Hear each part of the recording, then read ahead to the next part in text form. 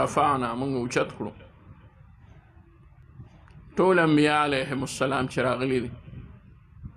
د حضرت آدم علی نبینا و علیه السلام نه تر حضرت عیسی علیه السلام پورې دغه ټول انبیاء ته الله تعالی صفات خاصه ورکړو او په پیغمبر کې به الله تعالی صفات اچولو او کمې او به هغې کې به یو داسې نقصان په نبي کې نو پیدا کړی چې د هغې په وجه باندې نبي ته څوک اشاره وکړي ګوته ورته ونیسي او دا ووایي چې په ده کې خدا نقصان دی هر پیغمبر به د خپل قوم نه د اوچت خاندان نه د عالم دپاره د ولی د الله دپاره د یو بل مسلمان دپاره د خاندان اوچتوالی ضروري او شرط نه دی خو د نبي دپاره دا ضروري او شرط او لازم وجه څه ده په نبي باندې الله تعالی هدایت امت ته کولو او چې که په نبي باندې به امت ته هدایت ونه شي نو بل چا به بیا هغه ته هدایت ذریعه نه جوړېده او که چېرې په نبي کې چا نقصان راوباسلو نو بیا به یې وي چې نه دی نه دی پکار ده په ځای بل څوک پکار دی حضرت سیدنا موسی علی نبینا و علیه السلام یو ځل تقریر کولو او د بخاري شریف روایت ته چې ډېر ښایسته وعظ یې کولو نو په دغه وخت یو سړی پاسېد د بني اسرائیلو نه او هغه ووی چې او موسی علیه السلام ای د الله نبي تا ډېر ښایسته ښکلی تقریر وکړو وعظ دې وکړو خو ستا نه څوک په مخ د ځمکه بل یو لوی عالم شته نو موسی علیه السلام فکر وکړو چې ده ته یو خو اسیم زمانه بل عالم په امت کې ځکه نشته زه د الله نبي یم او د الله د نبي نه بل لوی عالم ځکه نشي کېدی چې هغه براه راست د الله رب العزت تعلیم یافته وي تعلیم یې د الله نه اخیستی وي نو چې بل څوک د هغه نه اوچت وي په علم کې په عقل کې او په فهم کې نو بیا هغه ولې نبي نه و چې دی نبي کېده نو موسی علیه السلام خو یو په دې وجه ووی چې نه نشته زمانه بل عالم او دویم موسی علیه السلام سره فکر و چې بني اسرائیل ډېر یا زیات عجیبه خلک و او هغوی به پوچي خبره کې نورې خبرې رایستې نو که زه ورته ووایم چې یاره زما به څه علمي انکساري وکړم تواضع وکړم نو راته به ووایي چې ستا نه اوچت عالم دی نو موږ ته هغه وښایي چې موږ هغه ته کښېنو او هغه راته تقریر وکړي نو موسی علیه السلام یې زما نه بل لوی عالم نشته هغه واقعه ځان له ده چې الله رب العزت د هغې په وجه باندې حجر علیه السلام سره ولېږلو خو حقیقت دا دی چې د نبي نه بل لوی عالم نه وي په امت کې فهم به ورله الله تعالی ورکړی وي د ټولو نه سیوا عقل به یې دومره کمال ته رسېدلی چې دغه عقل موازنه په امت کې څوک د چا د عقل سره نشي کولی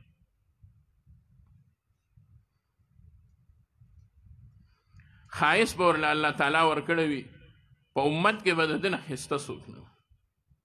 دا د ټولو پیغمبرانو خصوصیات دی او پیدایشي او نقص به پکې الله نه وي اچولی که د حضرت موسی علیه السلام په ژبه کې لکنت نو هغه د اول نه نو هغه د هغه انګار کې ژبې سره وړو سره چې کوم په هغې کې حکمت و د هغې په وجه شوی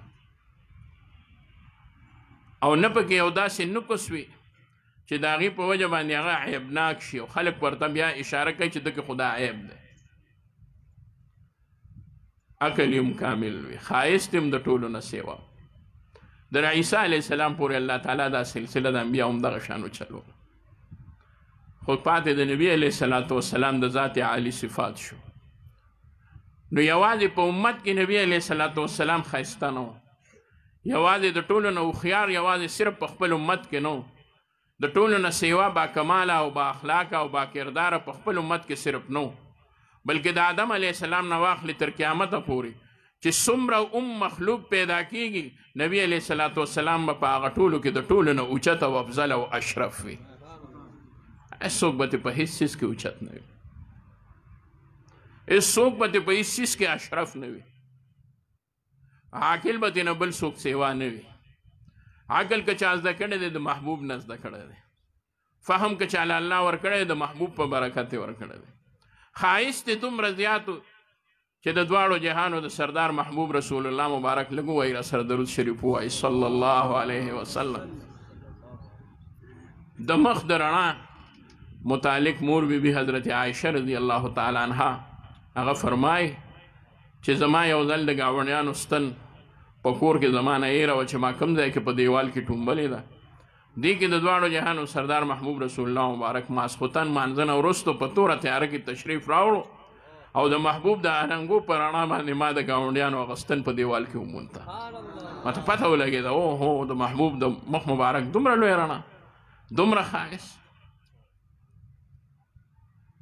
عقل د نبی علیه الصلاة والسلام کمال عقل، فهم او فراست د نبی علیه السلام کمال فهم او فراست. یو ځل دشمنانو د طرف نه یو سازشي راغی جاسوس، هغه صحابه کرامو راونیسلو، رایوستو، یو ترې نه یو تپوس کوي، بل ترې نه بل تپوس کوي، معلومات ته کوي چې ستاسو لښکر کې څومره خلک دی، تاسو سره څومره اسلحه ده، هغه ال نه وي. او صحابو په دغه وخت کې یو څو وي، بل څو وي، د هغې نه یو شور جوړ شو. نبي علیه السلام د خپلې خیمې مبارکې نه تشریف راوړو بهر او سر مبارک را بهر کړو، ورته ووایي چې دا څه چل دی؟ یا رسول الله موږ یو سازشي یو جاسوس راټینګ کړی دی، د هغه نه معلومات کوو خو هغه موږ ته بلکل ال نه وایي. نبي علیه السلام وفرمیل مال یې راولئ. رایوستو کېنو، نبي علیه الصلاة والسلام ورته وفرمیل چې دا درته نه وایم چې تاسو څومره خلک یې، دغې سره زما څه کار نشته. اوس نه درنه دا تپوس کوم چې څومره کسان یې، هسې یو تپوس درنه کوم وی څه وی دا راته ووایي چې تاسو په وخت باندې څومره خوراک په هغه خوراک په ځای کې هغه لنګر کې تیارېږي، کوم ځای کې چې تاسو خوراک تیاروئ. وی موږ لس وخان هغه حلاله و هغه خورو. نبي علیه السلام وفرمایل دی پرېږدئ. صحابه وی یا رسول الله بې تپوس یې څنګه پرېږدو، معلومات دې نه کوو. وی ما ترې وکړه. نبي علیه السلام صحابو ته ووی زه درته وایم چې دی 1000 کسان دی. رسول الله دا تاسو څنګه وایې؟ وی یو اوښ چې د هغې خوراک کوونکي کافران وي، انو یو اوښ چې دی نو دا 100 کسان کافران مړی. حالانکې اوښ ډېر زیات وي، 100 کسان خو لږ وي، خو دا دی ولې دومره خوراک کوي؟ نو محبوب بل ځای کې فرمایي چې مؤمن په 1 کلمه خوراک کوي او کافر په 7 کلمو خوراک کوي. نو د دې د وجې د ده په ګېډه کې برکت نه وي، تشه ډوډۍ ورته دي، نو دی په یو اوښ باندې دی 100 کسان مړېږي. نو چې لسو خان ده ووی نو ما وی چې دا به 1000 کسان وي. صحابو چې بیا وروسته معلومات وکړل اکه شان 1000 کسانو د دشمنانو د طرف نو د نبي علیه السلام اندازه دومره زیاته تیز او فهم، دومره زیات تیز او سرعت فهم د نبي علیه السلام. هغه بله ورځ موږ ته په حدیثو کې یو حدیث شریف راغلو چې نبي علیه الصلاة والسلام په یو لاره تلو او صحابو ته وی صحابه ووایئ د دې ښځې د دې زنانه دا باغ دی، تاسو ووایئ په دې کې څومره میوه ده؟ چا وی 20 اوسقه، چا وی 15 اوسقه، چا 100 وی، چا 100 وی، چا ډېر وی، چا لږ وی. نبي علیه الصلاة والسلام فرمایل 10 اوسق، په دې کې 10 اوسقه میوه ده او کجورې دي. واپس چې د سفر نه راتلل نبي علیه السلام فرمایل تاسو لږ اندازه واخلئ، د هغې زنانه نه تپوس وکړئ چې په هغې ستا په هغه باغ کې څومره میوه بیا شوې وه کجورې. هغې وي پوره دانه په دانه او رتای په رتای باندې زما په باغ کې چې دی نو 10 اوسقه میوه او کجوره شوې. حیران پاتې شو چې نبي علیه الصلاة والسلام دومره لوی صحیح اندازه، دا د نبي علیه السلام فهم او فراست. به هر حالونو وخت مختصر دی، صرف دوره درته وایم د نبی علیه الصلاة والسلام د محبوب د تاج د ختم نبوت د تحفظ د عقیدې ته موږ او تاسو عقیده د ختم نبوت وایو، او عقیده د ختم نبوت چې ده په هغې تاسو تفصیلي بیانات شوي او انشاءالله کېږي به. د هغې ټولو خلاصه دا ده چې نبی علیه السلام اخري پیغمبر دی او د نبی علیه الصلاة والسلام نه وروسته بل پیغمبر نشته، بل نبی نشته. په یو شکل کې داسې نشته چې یو نوی نبی راشي او هغه خلک ووایي چې دا هم نبي کیدی شي او که نشي کیدی. د دغې خبرې نه موږ منع کړی شوي یو. عقیده به دا ساتو چې د چا په باره کې به دا شک هم نه کوو، دا ګمان به هم نه ساتو چې ګنې کیدی شي چې یاره دی به یو که بل به یا دی کېدی شي او که نه امام صاحب رحمت الله علیه مذهب دا دی که چا د چا نه دلیل وغوښتلو هغه ورته ووایي دی پلانکی چې دی نو دا نبي دی العیاذ بالله او ده ورته ووایي ما ته یې لږ دلیل ووایي چې دی په څه مناسبت باندې نبي دی د ده دا خیال وي یاره که ده ما ته دلیل ووایي زه به معلومه کړم چې دی نبي دی او که نه دا سړی چورلټ کافر دی ولې د داسې تپوس وکړو نو د عوامو دپاره زموږ د امام صاحب رحمت الله علیه د عقیده بس بنیادي هم ده او خلاصه د عقاید هم ده نور چا سره چیړ چاړ مه کوئ او د عوامو مذهب او د عوامو عقیده دا ډېره ښه وي یو دهري و دهري کمیونست ته وایي کمیونست بیا اوس دې ورځو کې را پیدا کېدل خو ښه ده تاسو ورله خاتمه وکړه بنیاد وله تاسو وباسلو هغه مشال او دا نور خلک دا هغه خلک و چې دی د الله رب العزت د ربوبیت نه او د وجود نه انکار کولو او زه خو اکثر په درس کې یا دغه شان ملګرو ته ووایم چې څوک کمیونست درته وایي چې ما له د خدای په وجود باندې دلیل راکړه نو ورته وایه ستا دا الفاظ د دې دا زه تاله دلیل کې در کوم وایي چې څه وایي ته څه وایي نو هغه به درته وایي خدای شته او که نه ته ورته وایه او شته نو وایي چې دلیل نو وایي تا په خپله ووایي چې شته او که نه که نو تا به ولې وایي چې شته تا وایي خدای شته او که نه نو تا د یو داسې تپوس کړی دی چې هغه نی او ته تپوس وکړې نو چې نشته نو ته بیا ولې وایي چې خدای شته او که نه دا خو ته په خپله وایي چې یاره زما پکې شک دی زه درته وایم شک مو نه دی په کار یو دهري یو کمیونست په یو لاره باندې روان و یو زمیندار کاکا هغه ګوټ کولو نو د کمیونست هغه کاکا چېړلو چې دا امي سړی دی کېدی شي دی را سره پکې کمیونست دهري شي وی کاکا خدای شته وی شته بچی وی کاکا دلیل ورته مونږ وایو داسې ما ته ووایه چې زه یې وپېژنم چې او شته او زه یې ومنم در سره وی راځم تاسو به خیال کړئ د مشرانو ته پته ده د زمیندارو سره هسې بغیر د څه حاجت نه یو دوره لنډ کوتک وي لنډ وي او هغه کوتک چې وي نو هغه دی په څادر کې بیا په پوله باندې کېږدي داسې ضرورت راشي یا د لوټو سنډلو لا یا بل څه لا یا بل څه لا یا پکې چې نور هېڅ نه وي نو هغه بار پې چې دی نو هغه پې کلک کې نو د زمیندار کاکا وي راځم چې هغه ته چې ورته دلیل وایي هغه دغه ځای ما سره څادر کې پروت دی کمیونست وایي چې د سره به کتاب یې ګنې خو چې دا کوتک سر یې صحیح کړه نو مخه یې کړه ورته یې وی ولې وی نه دغه به راته نه را مخامخ کوي دې دلیل ته ما د مولانو دلیل یادو هغه ورته وایي زه در کتاب منډم تا ما ته دا وایي چې ګنې ته وایي چې خدای شته او که نه تا له همدا کوتک دلیل دی قادیاني سره به هم دغه چل کوئ دغه چل به ورسره کوئ مولانا شمس الحق ابعانی رحمت الله علیه لوی محدث او شیخ التفسیر په دارالعلوم دیوبند کې تیر شوی دی انګریزانو دا قادیانان رایستی دي دا د هغوی د کارخانې هغه مال دی د کارخانې مال دی دا هغوی جوړ کړي دي د خلکو د زړونو نه د مسلمانانو د زړونو نه د نبي علیه الصلاة والسلام د ختم نبوت عقیده او محبت یستلو العیاذ بالله والحمدلله د عقیدې د ختم نبوت د پختګۍ دپاره علماء دیوبند دومره لوی محنت وکړو چې الله تعالی دې د هغې بدلې هغو له ورکړي او الله دې په قبورو کروړها رحمتونه نازل وفرمایي شانور شاه کشمیری صاحب رحمت الله علیه علامه یوسف بنوري رحمت الله علیه الى یومنا تر دې ساعته پورې اکابرین علماء دیوبند په دغه سیس کې الحمدلله من تن من ارس سره هر وخت په لیل و نهار په هر یو ساعت کې لحظه کې لګیا دي لکه ستاسو د علماو چې دا مجلس جوړ کړی دی دا هم د دغه فکر او د دغه محنت او د دغه سعی او د دغه سوچ او د دغه محبت او د دغه جذبې په بنا باندې دا مجلس جوړ دی نو شمس الحق افغاني صاحب رحمت الله علیه ته یو قادیانی جج وی چې په دواړو شکلو کې هم د انګریزانو شکل کې هم د قادیانانو وی چې مولانا صاحب تاسو وایي چې یاره نبی علیه الصلاة والسلام اخري پیغمبر دی او د قادیانی متعلق دا وایي چې د دومره خبیث ترین او منحوس انسان بل نشته دا تاسو ولې داسې کوئ چې قادیانی ته داسې نسبت کوئ چې یاره دا ډېر رذیل ترین سړی دی که هغه دعوه وکړه نو د یو ښه کار دعوه یې نه ده کړې د نبوت دعوه یې وکړه دا خو د یو خیر کار دی نو نبی خو د خیر ذریعه وي نو ښه نه ده چې دا د خیر دروازه کولاوي تاسو وایي نه بس د نبي علیه السلام نه وروسته به بل پیغمبر نه وي نو دا ولې تاسو د خیر دروازه په خپله باندې بندوئ پرېږدئ چې خلکو ته ډېر لوی خیر ورسي او بیا وی دا خو یو قادیانی هندوستان کې پیدا شو مونږ خو چې کلي په کلي او ملک په ملک باندې کوڅه په کوڅه پیغمبر نو دا د هغې خلک به ترېنه خیر اخلي هغه وی یاره دله خو که علمي جواب ورکوي دا د خر دی دا خو خلاص د غوی ځای دی که زه درته وایم چې دا دلیل دی دا دلیل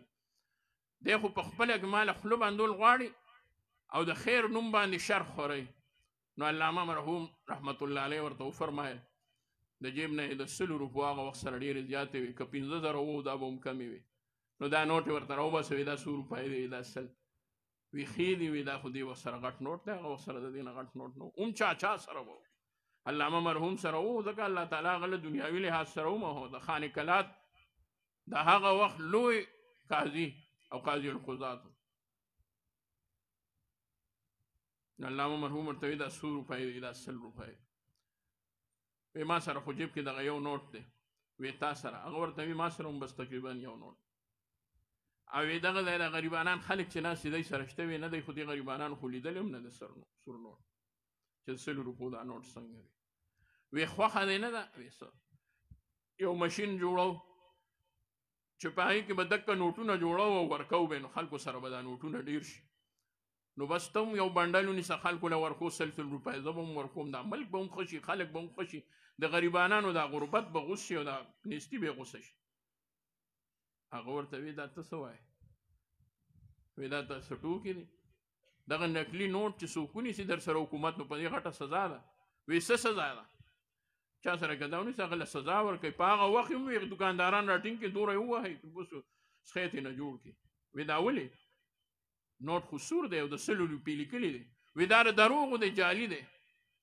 نو ورته وی یاره دا څه چل دی به څوک جوړوي ورته وی دا به حکومت جوړوي د 100 روپو دا نوټ نو الله مرحوم ورته اوس ورته غوږ کښېږده د هغوی دی اوس درته زه هم یو خبره کوم دا نبوت چې نن دا د الله د جانب نه یوه دروازه وه او الله تعالی خاص خلکو ته دا کلاو کړې وه په دې دروازه باندې الله تعالی 1,40,000 انبیا علیهم السلام او خصوصي شخصیات او هستی را لېږلي دي هر کس او ناکس ته دا شی نه ده میلاو شوی د نبي علیه الصلاة وسلام پورې الله تعالی هم دغه دروازه کلاو ساتله په محبوب باندې دا دروازه تام کړه او بنده نور څوک نه دې دروازې ته تلی شي نه ترې راتلی شي دغه خاص طبقه ده د انبیاو علیهم السلام اوس که څوک دعوه کوي نو دا داسې شوه لکه ما چې تا ته ووایي مشین کې سره نوټونه جوړو نو که څوک دا وایي نو دا به خدای نه کړی دا به انګریز جوړ کړی وي نو قادیانی هم د انګریز په کپنای په کارخانه او په مشین کې جوړ کړی شوی نبي دی او د جعلي نوټ په شان چې چا د قادیاني یا د قادیانی او یا د قادیاني تابعدار ولید نو هغه کار به ورسره کوي لکه غل سره چې دوکانداران نو وی د دې به څه سزا وي د دې اول سزا خو دا ده چې ته جج او که تا ووایي چې قادیانی پیغمبر دی نو موږ به درله هغه سزا درکوو کومه چې غل ورکوو تا نه به هم بوسه څخی جوړ کړو هغوی مولانا صاحب پرده شه دا کارونه کوي مثلا نو قادیانی په هر لحاظ باندې خبیثترین او خسیسترین انسان دی خو زه اکثر او بیشتر دا وایم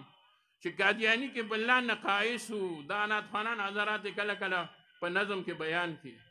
زمونږ مقررین حضرات بیانوي د هغه عقل نو د هغه فهم نو د هغه سوچ نو د هغه د خبرې څه وزن نو یو خبره به وکړه بل وخت به بله خبره وکړه د هغه خپلې خبرې نه به منکر و هغه به څه وي چې څه مې خولې له رالل هغه به وي ځان ته بیا هغه نسبتونه کول چې د حیا الفاظ د هغې دپاره استعمالېدی نه شي نه هغې څیز دپاره داسې خوله پکاره چې هغه بندار وخت یې ووایي نه د هر مجلس کې د هغه خبرې کولی شي ورونو که زه تاسو ته دا ووایم چې دا خو قادیانی او د دا قسمه دعوې کړې وې د هغه په بوتلان کې خو خود هېچا شک نه دی کړی خو که یو سړی داسې سوټډ بوټډ راشي یا وایي چې زه هوښیار یم یا وایي چې زه عالم یم یا وایي چې زه پیر یم یا وایي چې زه بل څه یم یا بل څه یم او هغه کې ډېر قابلیت وي هغه دغه دعوه وکړي نو موږ به یې منو موږ به یې نه منو شاه الله شاه بخاري صاحب رحمت الله علیه فرمایل دا خو قادیانی او چې ډېر بې غیرته بېکاره او ډېر کم عقل او بې وقوفه او ډېر زیات نالایقه انسان و خو که چېرې د ده په ځای باندې یو قابل او لایق انسان هغه هم دا قسمه دعوه وکړي. موږ یو عقیده یې زده کړې ده چې الله رب العزت وحده لا شریک دی په ذات او په صفاتو کې، او په مخلوق کې الله رب العزت د محبوب په شان بل انسان په یو لحاظ سره نه دی رالیږلی. بس دا زموږ عقیده ده. او بیا به شاه صاحب فرمایل وی که علي صاحب دا دعوه العیاذ بالله دا یو مثال دی، که علي دا دعوه کړې وه چې لور ولا نبي ورکړې ده، توره ولا الله ورکړې ده، ما هغه نه منو، نو زه به قادیانۍ څنګه ومنم؟ او هغه چا چې نبی علیه الصلاة والسلام فرمایي که زما نه وروسته نبوت وې نو ما به عمر به د دې قابل و چې هغه به نبي شوی. نو عمر دعوه نه ده کړې، نو بل څوک راځي چې هغه دعوه وکړي. یار غار ابو بکر صدیق د ختم نبوت سپاهی، عمر فاروق د ختم نبوت سپاهی، عثمان ذوالنورین د ختم نبوت سپاهی، حضرت علی د ختم نبوت سپاهی، حضرت سعد بن ابي وقاص د ختم نبوت سپاهی، سعید بن زید د ختم نبوت سپاهی، زبیر بن عوام د ختم نبوت سپاهی، خالد بن ولید د ختم نبوت سپاهی، فیروز دیلمی د ختم نبوت سپاهی. کم به در تشمیرم 1,05,000 او یا زر صحابه کرام هغه د ختم نبوت سپایان دي. الحمدلله د دې قافلې سرخیل هغه د صحابه کرامو قافله ده، او سرخیل حضرت ابوبکر صدیق دی. په دنیا کې یو تحریک داسې نشته، یو پارټي داسې نشته، یو ډله داسې نشته چې په صحابو کې امیر و. یوازې واحد ختم نبوت دی چې د دې امیر په صحابو کې ابوبکر صدیق رضی الله عنه. او زه درته یو بل اشاره در کوم، څوک موږ ته ووایي ستاسو جنډه نشته، جنډه که مو کمه ده، یاره جي موږ له دغې جنډه په کار ده. نو یو جواب خو دا دی علمي جواب چې چونکې دا د یو خاص جماعت او د یو خاص قسمه خلکو میشن او تحریک نه دی، دا د ټولو مؤمنانو مسلمانانو دی. نو هر څوک د خپلې پارټۍ او سیاسي او هر لحاظ سره خپلې جنډې هغه ساتي. ختم نبوت د ټولو دپاره یو شان دی. دا یو جواب دی. خو دویم جواب یې زه دا ورکوم، ځوانانو تاسو واورئ، مشرانو تاسو واورئ، طالبان او علما خو الحمدلله په دې پوه دي، خو هغوی ته هم تاسو واورئ. د دې جنډه دلته نشته، د دې محبوب سره لواء الحمد جنډه ده. چا چې په دنیا کې د ختم نبوت کار وکړو، محنت یې وکړو، خدمت یې وکړو، الله رب العزت به انشاءالله ثم انشاءالله د نبی علیه الصلاة والسلام په خپو کې د لواء الحمد لاندې ورله الله ځای ورکوي. او هغه لوړه جنډه ده. د محبوب نه حضرت انس تپوس وکړه رضی الله عنه، اے د الله رسوله زه به تا کم ځای ګورم؟ نبی علیه السلام وفرمایل لواء الحمد جنډه به وي راسره، هلته به یم. اے د الله رسوله که هلته مې صحیح نه کړې یا ما هلته ونه موندې یا زه بل ځای یم تاسو بل ځای، بیا به دې کم ځای ګورم؟ په حوض کوثر مې ګوره. اے د الله رسوله که حوض کوثر خوا کې هم زه درلم یا غلط شوم هغه ځای ته درونه رسېدم، کم ځای دې وګورم؟ په پولیس ایرات باندې مې وګوره. اے د الله رسوله د هغې نه وړاندې دې کوم ځای وګورم؟ په میزان باندې مې وګوره. انسه په دغه ځایونو کې مې ګوره، ما سره به زما مؤمنان امتیان په دغه ځایونو کې ملاویږي، او زه به چاله د حوض کوثر اوبه ورکوم، څوک به د لواء الحمد لاندې ځان سره رانږدې کوم، څوک به د پولیس ایرات نه پورې کوم، او د چا په تله د میزان کې به نبی علیه السلام وفرمایل خپل محبت الله ته وړاندې کوم چې د ما سره مینه وه، الله دې پورې کو جنت ته داخل کړه. او دا واحد اخیری خبره ته کوم، دا واحد د ختم نبوت کار دی چې دا صرف د یو خاصې طبقې سره تعلق نه ساتي. مدرسه د عامیانو غریبانانو پکې د درس و تدریس هیڅ قسمه گنجایش نشي کېدی. دغه شان طالبان دي، نو هغه څوک دي چې طالبان دي عوام که کتاب ته کښېني نه پوهېږي. دغه شان نور کارونه دي، څوک څه شعبه کې کار کوي، څوک څه شعبه کې کار کوي. خو قربان د دې ښکلې عقیدې او د دې ښکلي کار د ختم نبوت نه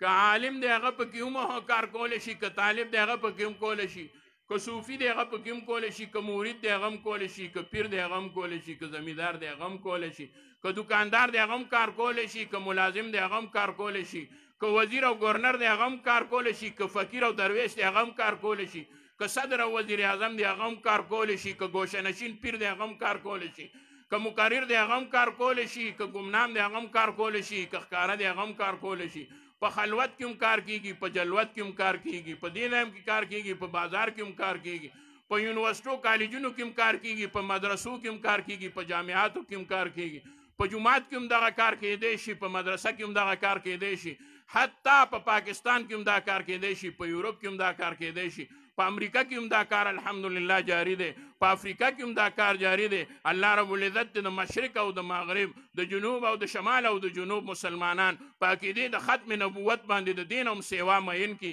او الله دې دا عقیده په ټوله دنیا کې هر چا ته ورسول کی او الله رب العزت دې دې عقیدې د مهنت او خدمت لپاره مونږ او تاسو انتخاب وکي او الله دې دې د خدمت سهولت او اسانی مونږ تاسو ته راولي الله دې علماء له جزای خیر ورکي چې دوی ستاسو لپاره د اخیسته مجلس جوړ کړو الله دې دغه لویه اجتماع د ختم نبوت د مردان د ثوابای د چناب نگر او د نورو ځایونو په خیر او عافیت او په خو حالاتو کې په خو موسم کې سر ته ورسولې کې او په خیر سره دی الله صحت او عافیت سره د ټولو شرکت یقیني وګرځي په دغه څو خبرو باندې اکتفا کوم واخر دعوانا ان الحمد لله رب العالمین وما علينا الا البلاغ السلام علیکم ورحمة الله وبرکاته.